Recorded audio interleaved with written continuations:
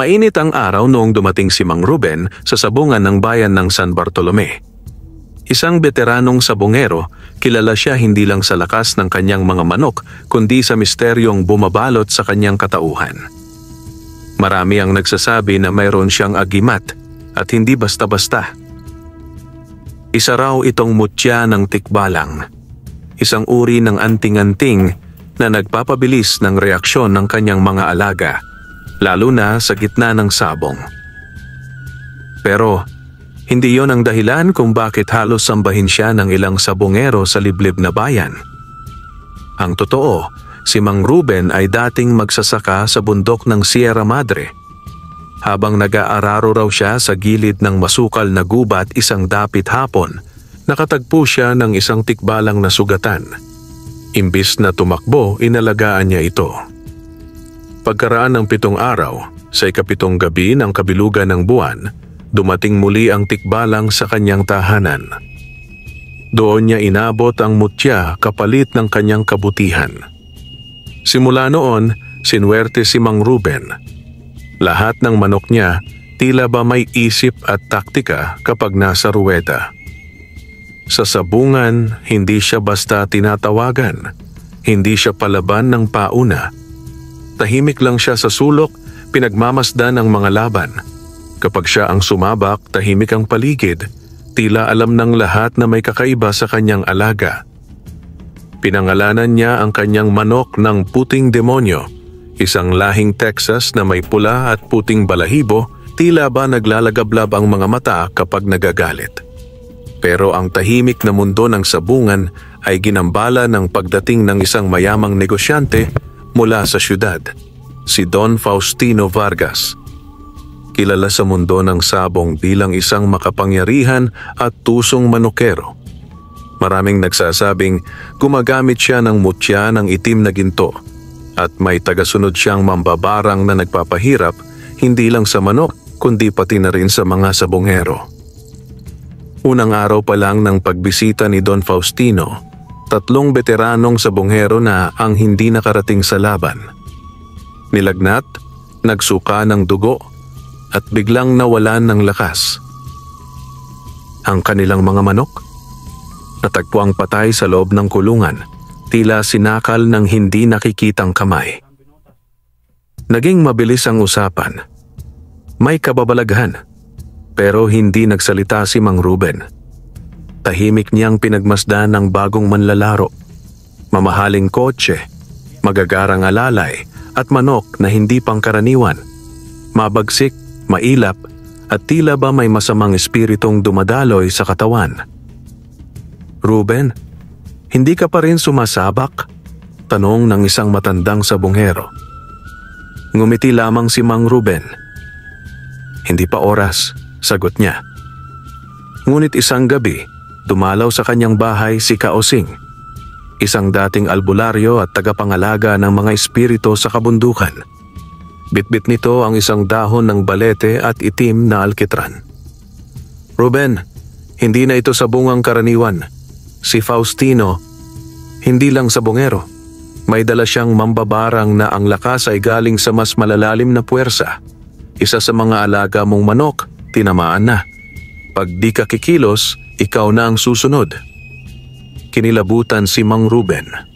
Tiningnan niya ang kanyang mga alaga.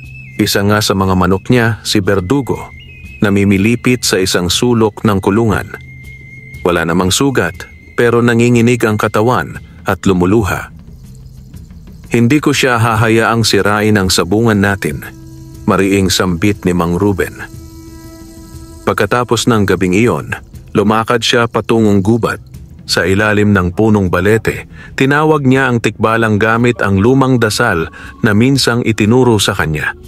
Humampas ang hangin, nagdilim ang paligid at muling lumitaw ang nilalang mula sa dilim. "May bagong panganib," wika ng tikbalang, "at hindi mo siya kayang labanan ng mag-isa." Lumuhod si Mang Ruben. "Turuan mo ako, pahiram ng lakas, para sa mga inosente, para sa sabungan, at para sa hustisya." Nagliyab ang paligid at sa gitna ng liwanag, isang bagong agimat ang ibinigay sa kanya. isang balahibo ng puting kabayo na may apoy. Ito ang kapalit ng dati mong mutya. Labanan mo siya, Ruben, at huwag mong kalilimutan, ang mambabarang ay dating tagabundok din. At sa muling pagsikat ng araw, bumalik si Mang Ruben sa sabungan, bitbit ang apoy sa kanyang bulsa at galit sa kanyang mga mata. Mula pa lang sa pagsikat ng araw, puno na ang sabungan ng San Bartolome. Tila may inaabangan ng lahat. Ang balita, lalaban na si Mang Ruben. Unang beses sa loob ng 6 na buwan. At hindi basta laban, isang taga-bukid kontra mayaman, isang antingero kontra mambabarang.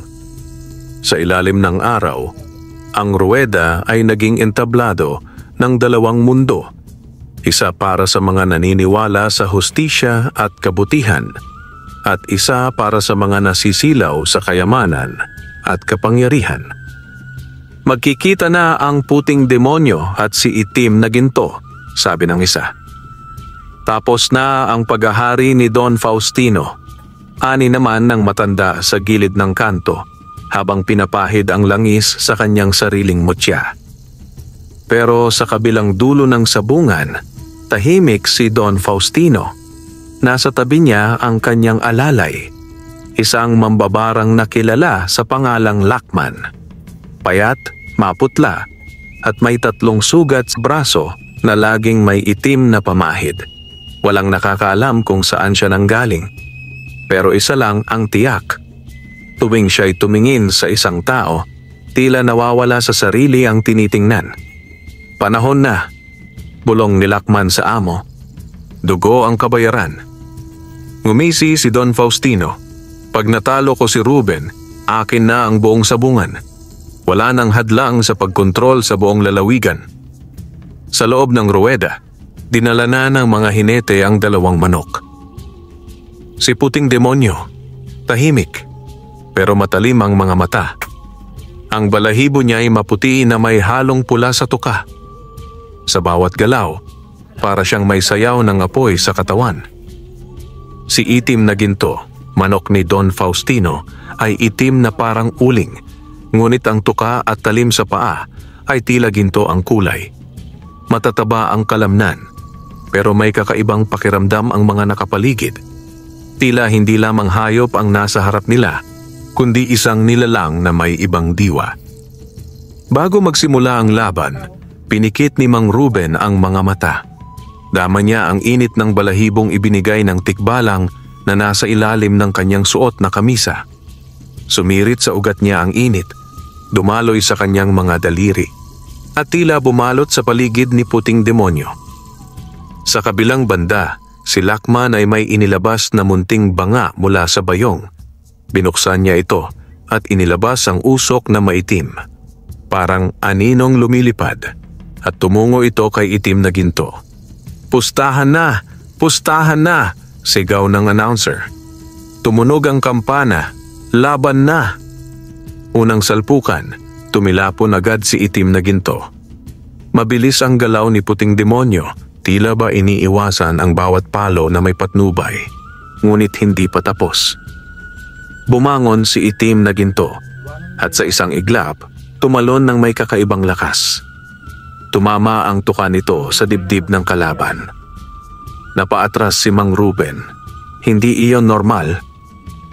Sa likod ng sabungan, nakita niyang pumikit si Lakman, bulong ng bulong. Maya-maya'y gumapang ang lamig sa hangin. Hindi ito patas!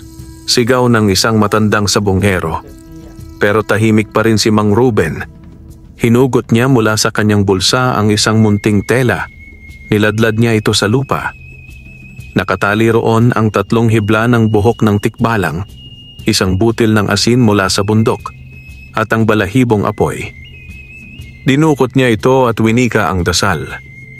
Diwang puti, ilawan ng dilim, kalabanin ng ginintuang kamandag. Magsalita ka, puting demonyo. At tila nagbago ang ihip ng hangin. Tumigil ang paligid. Ang puting demonyo mula sa pagkakadaig, tumindig. Sumalubong siyang muli kay itim na ginto. Sa ikalawang salpukan, kumawala ang kakaibang liwanag mula sa katawan ng puting manok. Umikot siya ng mabilis, tumalbog ang kalaban. Tumilapon sa gilid ang itim na ginto, duguan ng pakpak. "Tapos na," sigaw ng announcer. Panalo si Mang Ruben. Ngunit sa halip na kasiyahan, napalitan ng takot ang mukha ng karamihan. Si Lachman, nakatayo sa likod ng sabungan, nakatingin ng masama kay Mang Ruben. Pinisil niya ang isang maliit na palaka sa palad at pumutok ito ng dugo. Ilang saglit lang, napayuko si Mang Ruben. Napahawak siya sa dibdib, tila may humihila sa kanyang hininga. Hindi pa ito tapos, bulong niya. Tumayo si Don Faustino, galit na galit. "Akala mo'y mananalo ka lang ng basta? Ruben, sinira mo ang ritual namin, hindi ka namin patatahimikin." At doon nagsimula ang bagong yugto. Hindi lang ito sabungan.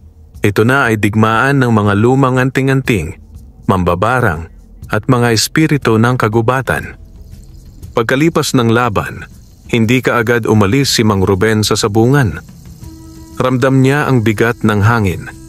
Hindi na ito simpleng init ng araw, kundi tila mabigat na aninong bumabalot sa paligid.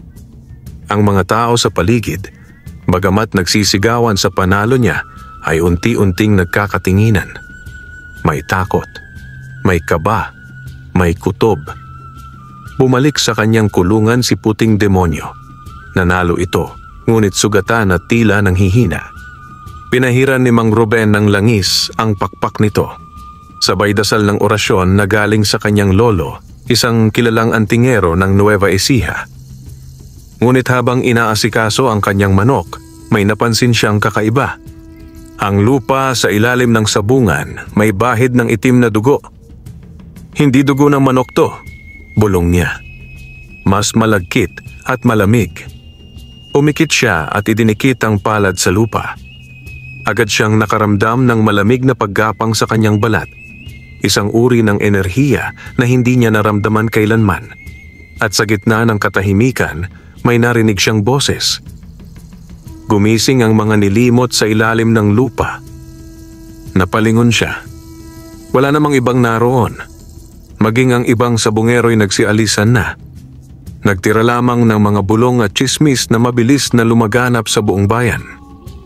Samantala, sa malaking mansyon ni Don Faustino sa kabilang baryo, nagsimula ang ritual ng pagganti. Nasa gitna ng malawak na silid si Lachman.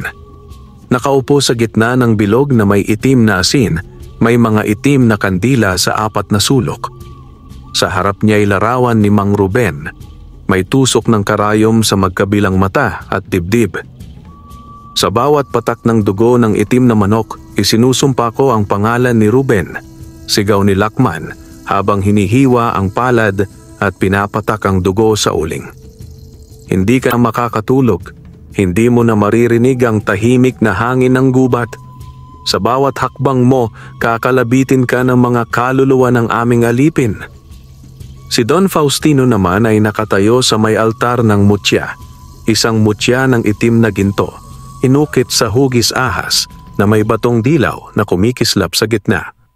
Isang mutyang sinasabing galing pa sa pusod ng biringan, ibinenta sa kanya ng isang engkanto, kapalit ng kaluluwa ng 3 bata. "Kung gusto mo ng digmaan, Ruben," sambit ni Faustino, "ibibigay ko sa iyo hindi lang sumpa kundi ang buong poot ng kadiliman."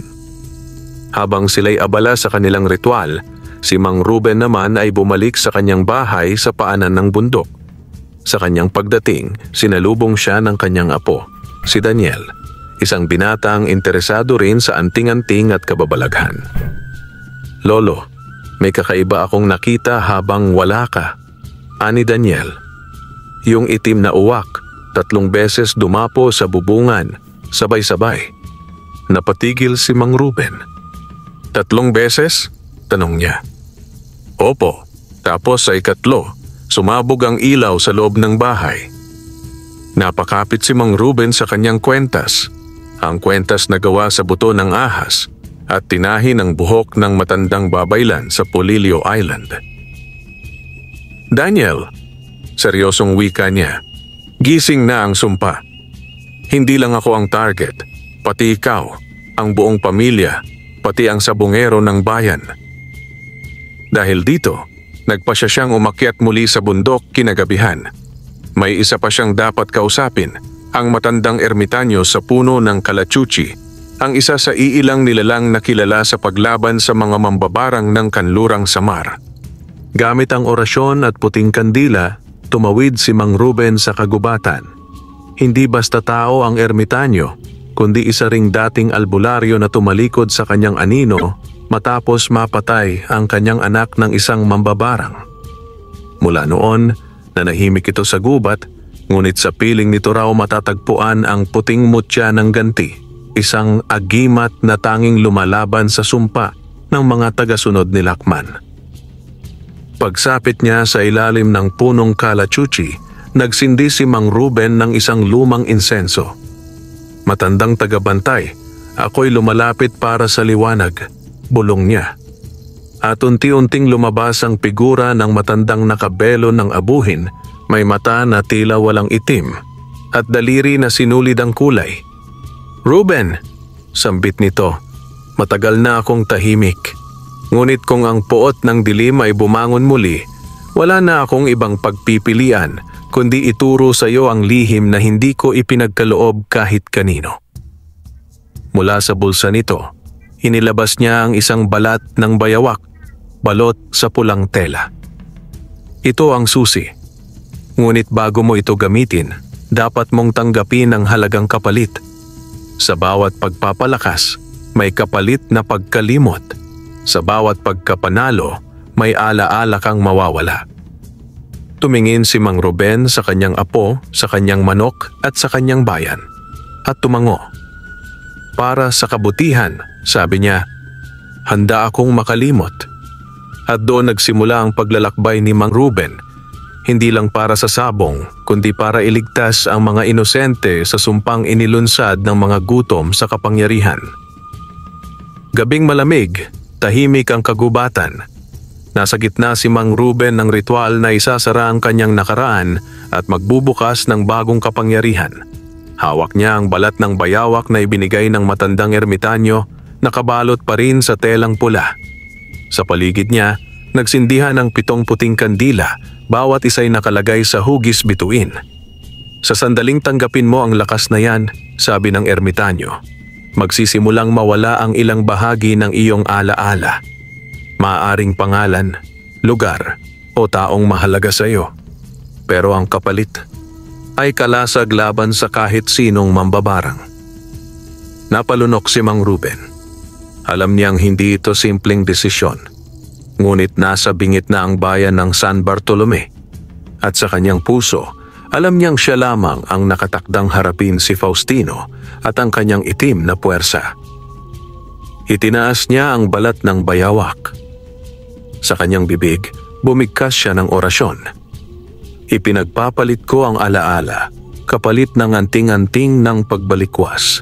Buhayin mo ang ganti ng puting apoy." Biglang sumiklab ang apoy sa paligid.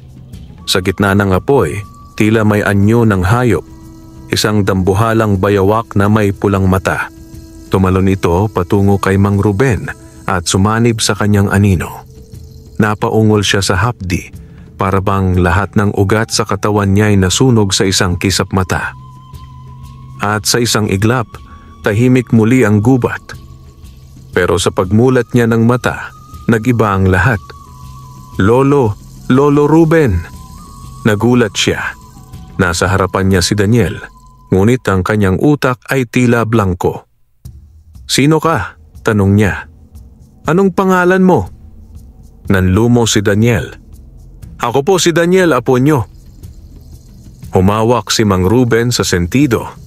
May bahagi ng kanyang isip na gustong sumagot, pero wala na roon ang pangalan ng kanyang apo. Wala na ang mukha ng kanyang anak na babae. Pati pangalan ng asawa niyang pumanaw, binura ng kapangyarihang tinanggap niya. Ngunit sa kabila ng kawalan ng alaala, dama niya ang init ng bagong lakas sa kanyang dugo. Tumibay ang katawan niya, luminaw ang pandinig, at ang paligid ay tila mas mabagal. Kaya niyang maramdaman ang ihip ng hangin, ang yabag ng insekto sa damuhan, pati ang bulong ng di nakikitang kaluluwa sa paligid. Kinabukasan sa sabungan, isa na namang insidente ang yumanig sa mga tao. 3 manok mula sa ibang sabungero ang natagpo ang patay, walang sugat pero may bahid ng itim na likido sa bunganga. At isang veteranong sabungero, si Kalito, ang natagpo ang tulala sa kanyang upuan, nanginginig habang paulit-ulit na sinasabi, may dumaan na walang anino." Si Don Faustino, mula sa kanyang pribadong silid sa sabungan, ay ngumisi habang pinagmamasdan sa salamin ang nangyayari.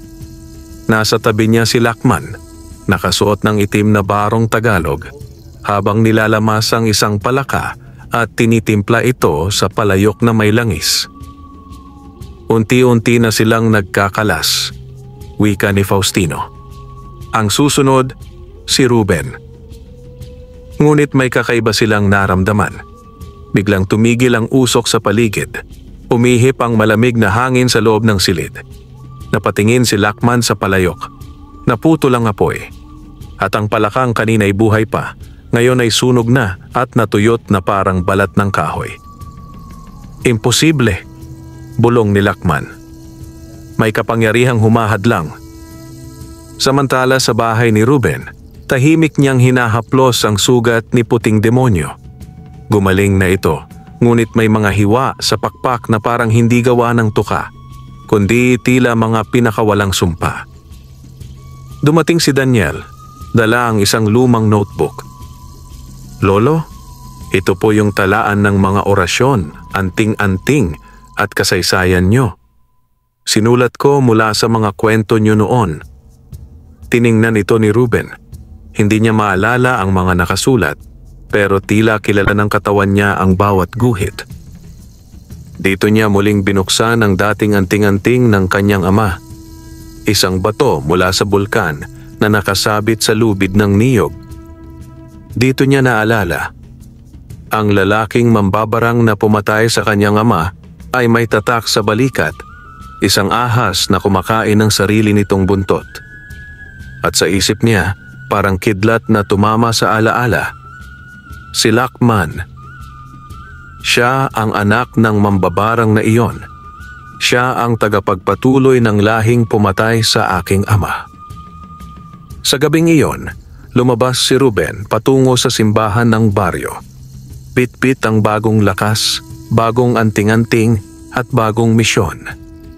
Sa loob ng simbahan, lumuhod siya sa harap ng altar. "Diyos ko," bulong niya, "hindi ko man maalala ang mga mahal ko sa buhay, pero ibinibigay ko sa inyo ang huling natitirang bahagi ng sarili ko. Patnubayan niyo ako sa digmaang darating." Sa dilim ng simbahan, may tumindig na anino sa likod niya, isang albularyong nakaitim. "Ruben," bulong nito, "hindi ka nag-iisa. Marami sa amin ang hindi na kumikibo, pero nanonood kami. At ngayong muling gumising ang kadiliman, kami muling lalaban sa tabi mo." Mula sa kadiliman ng simbahan, lumabas ang 4 pang anino sa likod ng albularyong unang lumapit kay Mang Ruben. Isa-isa silang humakbang palapit sa altar, at sa liwanag ng mga kandila, nasilayan niya ang kanilang mga muka. Pawang matatanda, may puting buhok, may ilan na may pilat sa muka at braso. Ngunit ang mga mata nila ay matatalas, tila mga mandirigma na kahit ugod-ugod ay hindi kailanman pinanaigan ng takot. Ang unang nagsalita ay si Cabino, dating albularyo ng Hilagang Samar, kilala sa paggamit ng mutyang itim ng gagamba upang makalaban sa kulam at barang. "Ruben, noon pa naming naririnig ang pagbalik ng anak ng mambabarang na pumatay sa iyong ama. Ngayon, totoo na. Si Lakman ang tagapagmana ng madugong sumpa ng kanyang angkan. At pinili ka ng mga espirito para harapin siya." Sumunod na nagsalita si Kabelen, isang matandang babae na mukhang babaylan. "Ang mutyang isinuko mo para sa bagong lakas, hindi mo ginawa ng walang kabuluhan. May dahilan kung bakit ang alaala mo ang inalay ng kapalaran. Ang alaala ay lakas. pero ang paglimot ay panimula. Lumapit siya at inilagay ang kanyang palad sa balikat ni Mang Ruben. Ngunit hindi ka nag-iisa. Ang kapangyarihang kinakalaban natin ay hindi lang si Lachman o si Faustino. Ginigising nila ang mga lumang espiritu sa ilalim ng lupa. Ang mga inilibing na sumpa ay muling bumabangon. Sabay-sabay silang tumindig at sa isang iglap ay binuo ang sagradong bilog ng anting-anting sa loob ng simbahan. Sa gitna nito, inilatag nila ang mapa ng buong San Bartolome at sa bawat baryo ay nilagyan ng pulang sinulid ang mga lugar kung saan may namatay na sabongero, manok o bata sa mga nakalipas na linggo. 7 baryo na ang tinamaan, sabi ni Gabino. At kung hindi ka kikilos agad, ikaw na ang susunod, ang sabungan ng piniling altar ng kadiliman. At si Don Faustino, siya ang bagong pari ng mga anino. Samantala sa kabilang dako sa loob ng lihim na silid sa ilalim ng mansyon ni Don Faustino, nagsasagawa ng ritual si Lachman. Ang paligid ay may mga pinatuyong bituka ng manok, mga bangkay ng palaka at itim na alkitran. Sa gitna ng kanyang ritual, may hawak siyang lalaking tinali nila, isang batang sabongero na tinangkang tumestigo laban sa kanila. Boses mo ang sisira sa ritual, bulong ni Lachman sa lalaki. Kaya ngayon, isusumpa kita sa katahimikan. Ipinasok ni Lachman ang karayom sa dila ng biktima. Napasigaw ito sa sakit, ngunit walang tunog ang lumabas. Tila kinain ng dilim ang kanyang tinig. At sa huling paghagulgol ng bata, humigop ng usok ang mutya ng itim na ginto na nasa altar ni Don Faustino. Mas malapit na tayo sa ganap na sakripisyo, ani Don Faustino. Kapag dumaan ang itim na buwan sa susunod na linggo, magaganap ang pagtatalik ng anino, ang pagsasanib ng espiritu ng mambabarang mutya at tao. Ako na ang magiging hari ng sabungan at ng bayan. Balik tayo kina Ruben sa loob ng simbahan. Dinala nila ang puting demonyo sa gitna ng sagradong bilog. Isinagawa ng 4 na albularyo ang ritual ng pagpapala sa alaga, isang ritual na matagal nang ipinagbawal dahil sa lakas nitong magbigay ng espiritu sa isang hayop. Habang ginaganap ito, umaalon ang katawan ng manok at unti-unting nagbago ang aura nito. Ang balahibo nito'y lumiwanag, ang mata'y kumislap ng bughaw, at ang tukay tila lumakas ang bagsik. Isang saglit pa'y tumilaok ito, ngunit hindi simpleng tilaok. Ito'y malalim, matinis, at dumagundong sa buong simbahan. Hindi lang ito basta manok, ani Gabino. Isa na itong tagapagdala ng ganti. Gamitin mo siya sa araw ng sabong. At huwag kang matakot, sapagkat sa bawat bagsik ng kadiliman, may kalakip na liwanag na dapat manindigan. Ngunit bago sila makalabas ng simbahan, dumilim ang paligid, umalon ang kandila at may malamig na ihip na dumaan. Naglitawan ng mga itik-itik sa bubong, mga ibong gamit ng mambabarang bilang espiya. Tila alam ni Lachman na may gumagalaw sa panig ng liwanag. Handa na sila, bulong ni Cabelin. Mag-ingat ka, Ruben. Sa susunod na sabong, hindi lang manok ang maglalaban. Baka tao na ang kalaban mo. At sa oras na iyon, nagdesisyon si Mang Ruben. Lalaban siya, hindi lang bilang sabonghero, kundi bilang tagapagsanggalang ng mga naaapi. Araw ng linggo, ang sabungan sa San Bartolome ay hindi na simpleng lugar ng sugal. Isa na itong larangan ng digmaan.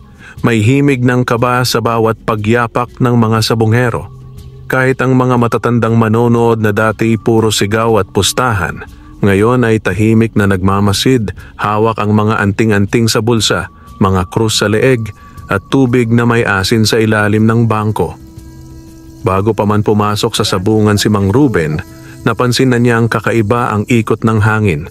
Mabigat, mabagal, parang may hinahatak. Nakasabit sa leeg niya ang kanyang bagong mutya, ang balat ng bayawak na ibinigay ng matandang ermitanyo ngayon ay tila umiinit sa kanyang dibdib.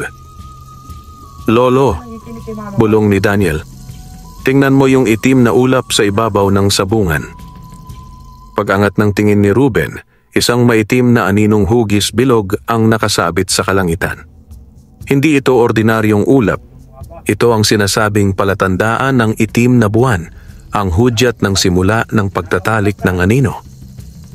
Sa silid pahingahan ng mga manok, nakita ni Mang Ruben na ang kanyang alaga, si puting demonyo, na ngayon ay mas matikas, mas matapang ang titig.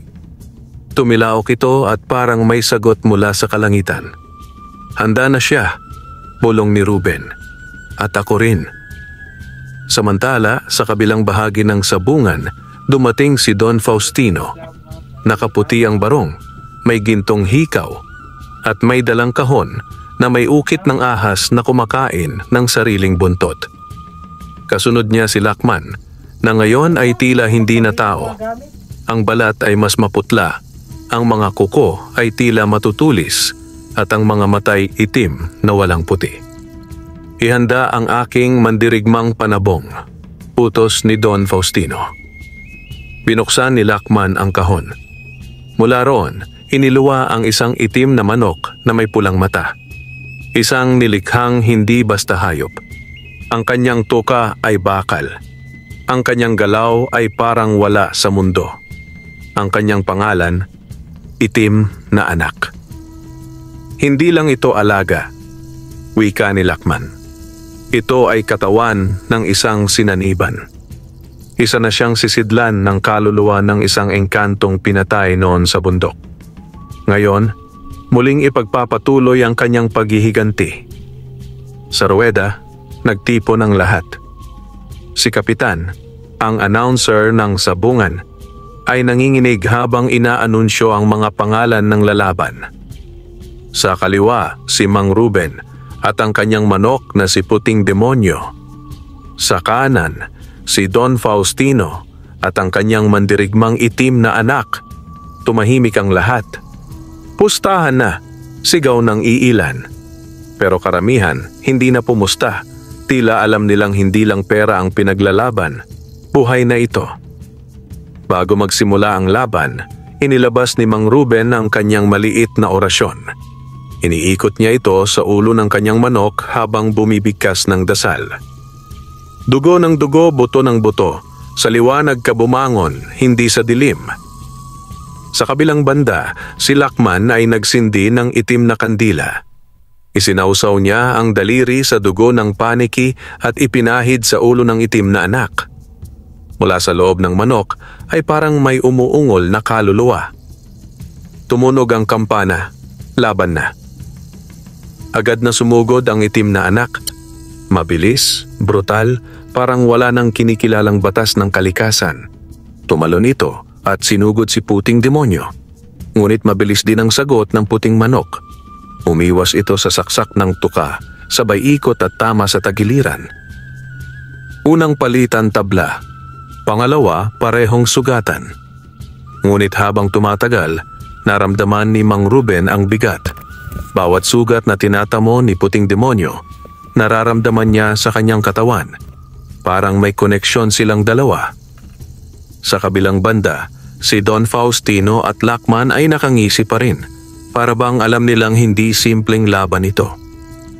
Sa ikatlong salpukan, pumulandit ang dugo mula sa dibdib ni Puting Demonyo. Napaluhod si Ruben. "Hindi!" bulong niya. "Hindi pa tapos to!" Isinara niya ang mata. Tumingala sa langit. At sa kanyang loob, tinawag niya ang espiritu ng kanyang ama, ang unang albularyong pumatay sa ninuno ni Lachman. "Amang, bigyan mo ako ng lakas. Sa ngalan ng pangalan nating pinatay ng kasinungalingan at kasakiman, isuko mo sa akin ang apoy ng ganti." Nagliyab ang balat ng bayawak sa kanyang dibdib. Nagningning ang mata ni Puting Demonyo. At sa huling pag-atake, biglang bumilis ang kanyang kilos. Tumalon ito ng mas mataas pa sa dati. Sumalpok sa ulo ng itim na anak, sabay tinuhog ang leeg nito gamit ang tuka.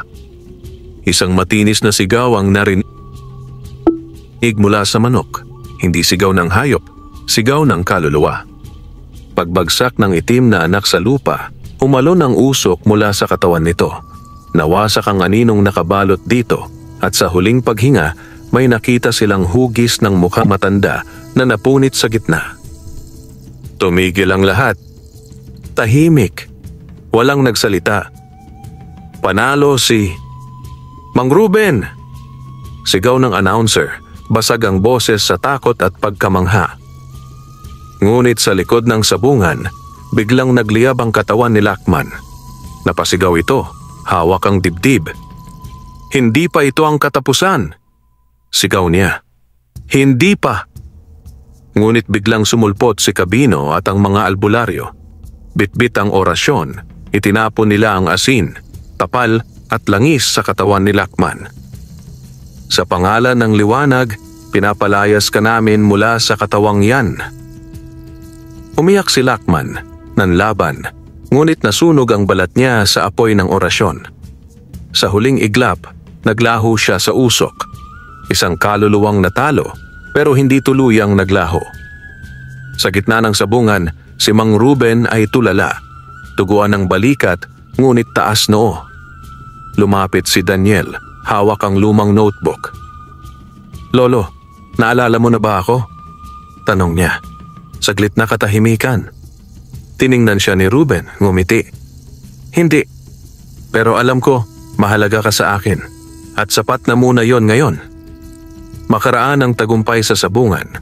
Agad na naging alamat ang pangalan ni Mang Ruben sa buong San Bartolome at mga karatig bayan.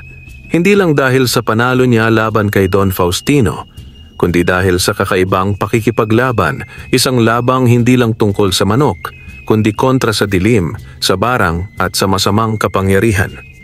Ngunit habang tahimik ang mga araw na sumunod, dama pa rin ni Mang Ruben na hindi pa tapos ang lahat. Isang gabi, habang nagpapahinga siya sa kubo sa paanan ng bundok, may narinig siyang kakaibang huni. Hindi ito pangkaraniwang kuliglig o uwak. Isa itong malalim, mahinang tinig na tila bumubulong sa hangin. Ruben, Ruben, hindi pa tayo tapos. Biglang tumigil ang hangin. Kumislap ang lampara sa mesa. At mula sa dilim, may lumitaw na matandang babae. Baluktot ang likod, may mahahabang kuko at puting-puti ang mata. Isa siyang matandang mangkukulam, tagapagsalita ng mga nawawala at kaalyado ng mga mambabarang sa silangan. Hindi mo tuluyang natalo si Lachman, bulong niya. Hindi pa siya tapos. At ngayon, may bagong sisidlan siyang pinaghahandaan. May dugo kang tinalikuran. May alaala kang sinakripisyo. Tiningnan ni Mang Ruben ang babae. Pinakatitigan ito. Sino ka? Ako ang dating kaagaw ng iyong ina sa pagkababaylan. Ang iyong ina na hindi mo na maalala. Sagot ng matanda. Ako ang nakakaalala at ngayoy dumating ako upang ibigay ang huling paalala. Ipinakita ng matanda ang isang sirang laruan, isang kahoy na sundalong may ukit ng pangalan, Daniel. Kapag dumating ang itim na buwan sa huling gabi, ang pagbabalik ni Lachman ay isasagawa sa pamamagitan ng dugong apo mo.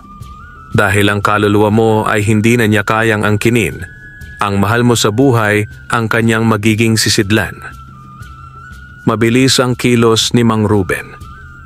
Kinabukasan, pinulong niya muli ang mga albularyong kasama, sina Cabino, Cabelen at ang natitirang dalawang albularyo, si Lucas at Kaaping, ang matandang bulag na may paningin ng puso.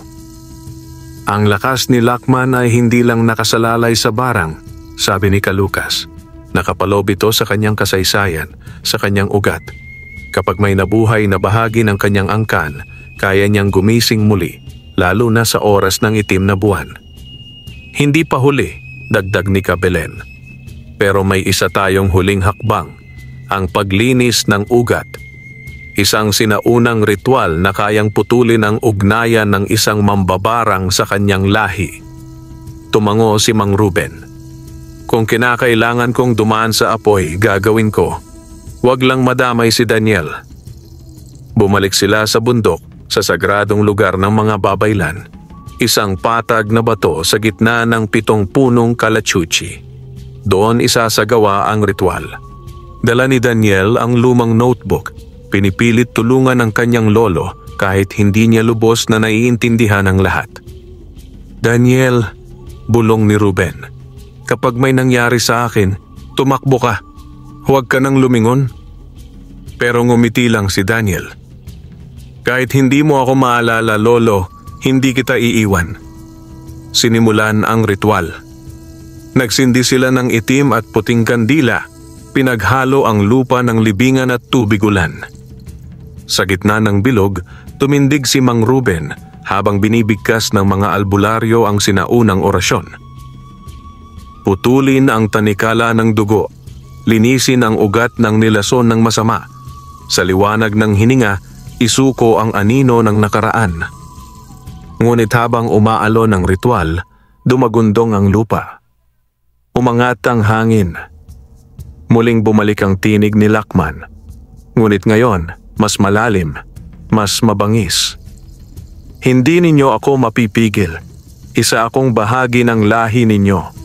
Ako ang anino ng pagkukulang. Ako ang ganti ng mga pinatay. At mula sa paligid, naglitawan ang mga anino, mga nilalang na tila usok, may hugis tao ngunit walang mukha. Pinapalibutan nila ang ritual. Isa sa kanila ay dahan-dahang lumapit kay Daniel. Si Mang Ruben, kahit sugatan sa ritual, ay sumigaw. Huwag kang lalapit sa kanya.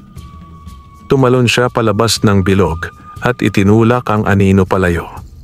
Ngunit sa pagdampi ng anino sa kanyang balat, may biglang pumasok sa kanyang isipan. Isang sulyap ng alaala. Isang batang si Daniel, inaalagaan siya. Isang babaeng nakapula, hawak ang kanyang kamay sa ospital. Isang sabungang maliit kung saan siya unang nagturo ng sabong sa kanyang anak. Muling nanumbalik ang ilang alaala. Siya. Apo ko, bulong niya. Ikaw, si Esther, asawa ko. At sa puntong iyon, sa pagbabalik ng alaala, sumabog ang liwanag mula sa kanyang dibdib. Pumutok ang balat ng bayawak, at sa gitna ng liwanag, nilamon nito ang mga anino sa paligid. Isa-isang naglaho ang mga espiritong itim. Ang huling sigaw ni Lakman ay humalo sa hangin. Hindi pa tapos, Ruben, sa itim na buwan, sa huling sabong. Magbabalik ako. Pagkatapos ng ritual, nangihina si Ruben, pero buo ang kanyang isipan. Daniel, anak ng anak ko, apo ko. Yakap niya sa binata. Opo, lolo, sagot ni Daniel, umiiyak. Bumalik na po kayo. Ngunit alam nilang ang lahat ng ito ay paghahanda lang sa huling yugto. Sa darating na itim na buwan, magaganap ang pinakahuling sabong, hindi sa ruweda ng tao, kundi sa pagitan ng dalawang kapangyarihang matagal nang naglalaban.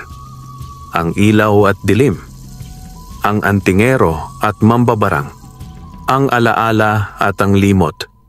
14 na buwan, ang gabing pinakakatakutan ng matatanda. Ayon sa lumang kasulatan ng mga babaylan, ang itim buwan ay pintuang bumubukas minsan sa bawat 100 taon. Sa gabing iyon, nagkakatagpo ang mundo ng mga buhay at mundo ng mga nilimot. At kung may sapat na kapangyarihan ang sinuman, maaari niyang buksan ang tuluyang lagusan sa pagitan ng lupa at impyerno. At iyon ang layunin ni Don Faustino. Hindi siya nasawi sa pagkatalo kay Mang Ruben, bagkus nagkulong siya sa loob ng kanyang sementeryong mansyon, ginamit ang natitirang mutya at ibinilanggo ang sarili upang maging sisidlan ng kadiliman. Sa tulong ni Lakman, na ngayoy kaluluwa na lamang, si Faustino ay magiging daluyan ng pinagsamang lakas ng barang, mutya at laman ng lupa. Gabi ng itim na buwan. Sa gitna ng sabungang dating dinudumog ng tao, ngayon ay may kakaibang katahimikan. Hindi sabungero ang nandoon ngayon, kundi mga nilalang na noon ay tinatawag lamang sa bulong at orasyon. Mga engkanto, mga anino, mga diwang ligaw. At sa gitna nila, si Faustino, nakasuot ng balabal na yari sa balat ng tao at sa kanyang noo ay ang marka ng walang katapusang ahas. Dumating na ang huling tagapagsanggalang, wika niya. Mula sa kabilang dulo ng sabungan, pumasok si Mang Ruben, kasunod si Daniel at ang 4 na matandang albularyo. Sa kanyang kamay, hawak niya ang isang kulungan. Sa loob nito, tahimik pero mulat si puting demonyo. Ngayon ay hindi na basta manok, kundi sisidlan ng puting diwa, alagang binasbasan ng orasyon at sakripisyo. Sa gitna ng sabungan, itinayo ang huling ruweda, hindi gawa sa kawayan kundi sa pinagsama-samang ugat ng punso, bakal na may ukit ng lumang baybayin, at abo ng sinaunang manok panabong. Isa lang ang patakaran, sabi ni Faustino. Mananalo ang may dalang tunay na lakas, at kung sino ang matalo, magiging alay sa pagbangon ni Lachman. Magsisimula na ang huling sabong. Ngunit sa halip na ipit at tari, kinamit ang orasyon upang buhayin ang kapangyarihan ng dalawang nilalang. Mula sa kulungan ni Faustino, lumabas ang itim na tandang. Ibang-iba sa dating itim na anak. Ngayon, ito'y may 3 paa, 2 ulo, at isang buntot na humahampas sa hangin na parang ahas. Sa bawat pagtili nito, naglalagas ang mga dahon sa paligid. Samantala, si puting demonyo ay tumindig. Sa kanyang matay tila sumanib ang lahat ng albularyong nagdasal para sa kanya. Sa bawat pitik ng pakpak niya, naglalabas siya ng bahagharing liwanag. Muling sumiklab ang digmaan. Sa unang salpukan, bumagsak ang ruweda. Ang mga anino sa paligid ay nagsimulang sumanib sa itim na manok. Ngunit si Daniel, hawak ang notebook, ay nagsimulang bumigkas ng orasyon. Liwanag sa puti, sagrado sa dugo, ang dilim ay wala ng lugar sa mundong ito. Biglang bumangon ang 4 na albularyo, sabay-sabay nilang itinapon ang asin, langis at abo ng patay sa paligid. Isinara nila ang sabungan sa loob ng sagradong bilog upang pigilan ang pagtakas ng anumang espiritu. Sa gitna ng banggaan ng 2 manok, tumama ang tuka ni puting demonyo sa isang ulo ng itim na manok. Natanggal ito sabay bugso ng itim na usok. Sa ikalawang bangga, hinampas ng buntot ng itim na manok ang pakpak ni puting demonyo. Pumutok ang sugat pero hindi siya umatras. Sa pangatlong sultada, tumigil ang lahat. Tumindig si Faustino, nilabas ang kanyang huling sandata, ang mutya ng itim na ginto na sinasabing galing pa sa Biringan. Sa ngalan ni Lachman, isinusumpa ko ang lugar na ito, buhayin ang laman ng lupa, ibigay sa akin ang huling lakas. Biglang yumanig ang lupa, mula sa ilalim ng ruweda, umangat ang ugat na parang galamay ng dambuhalang ahas. Sinubukan nitong balutin si puting demonyo. Ngunit sa huling sandali, tumakbo si Daniel, itinapon ang kanyang katawan para harangan ang ugat. Hindi ka uulit, Faustino. Hindi mo muling makukuha ang buhay ng mahal ko. Sigaw niya. Bumangon si Ruben, duguan pero mulat ang diwa. Hinugot niya mula sa bulsa ang kanyang huling agimat, isang mutya ng pulang bato, pamana mula sa kanyang lolo. Ngayon, tapusin na natin ito. Itinapon niya ang mutya sa tuktok ng sabungan, sabay-sabay silang sumigaw. Liwanag, bumalik ka! Sumabog ang liwanag. Ang mga anino ay nagliyab. Ang 3 ulo ng itim na manok ay nagsabog ng itim na dugo. At sa huling tuka ni puting demonyo, tinusok niya ang puso ng halimaw. Ang katawan ni Faustino ay napunit sa gitna. Ang kaluluwa ni Lachman ay napunit at inihigop pabalik sa kailaliman. Tapos na. Ilang araw ang lumipas. Tahimik na muli ang San Bartolome. Ang sabungan ay ipinagiba. Sa lugar nito, itinayo ang maliit na altar ng mga albularyo at tagapagsanggalang ng liwanag. Si Mang Ruben ay nanatili sa bundok, tahimik pero muling buo ang alaala. Si Daniel ay naging tagapag-ingat ng talaan ng anting-anting, orasyon at kwento ng kanyang lolo. At si Puting Demonyo, bagamat hindi na muling ginamit sa sabong, ay naging bantay ng bundok. Sa gabi, naririnig ang tilaok nito, hindi panawagan ng away, kundi paalala sa dilim. Hindi na kayo makakabalik. Wakas.